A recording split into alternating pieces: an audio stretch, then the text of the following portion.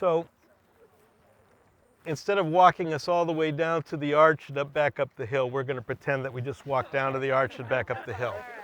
And you're going to notice a few things. So we're coming up to the arch, and we're coming up toward campus. And over to the right, behind Mercy Center, there's two little grottos there. There's one of Lourdes, right? And the other is Fatima. And right between it, there was a statue, a white statue. So there's kind of like St. Joseph over here, just kind of hanging out, old statue. No descriptors on it or anything. Looked like a nun or a woman. It wasn't one of the familiar ones, and it was pretty bad shape. I've got some pictures that I'll show you, so we don't have to walk down and look at it. But right down there, there's the statues, and they're on the sisters' property with Mercy Center. And so nobody ever asked me who the sister was. Fatima, Lourdes, and the statue. They're right there. There's a labyrinth down there that you can walk and some things and all that. The other thing you probably noticed is we did a really lousy job paving this road.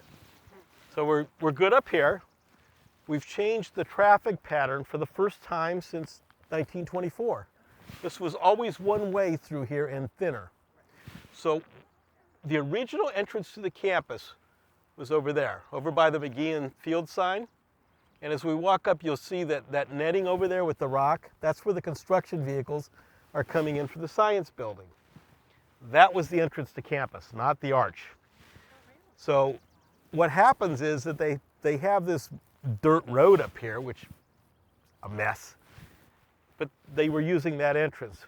And then one day the sisters found out there was some paving going on in town, and the nice gentleman decided that they would throw it a little extra paving. They pave up the road, it comes up here. So 1930 to 1932, they build the arch. The arch is built in a rather frugal manner. A couple years ago, I think some of you knew, we opened it up. We took all of the terracotta off and made new forms. That's why it was about a $400,000 project. So people are like, you pointed bricks and you spent that much? Why'd you waste all that money? No, we took all the terracotta down, made new forms and put them up. When we went inside to replace the structural steel, because you build with steel in it, right? Something like that, you gotta put some steel inside. There's no steel in this thing.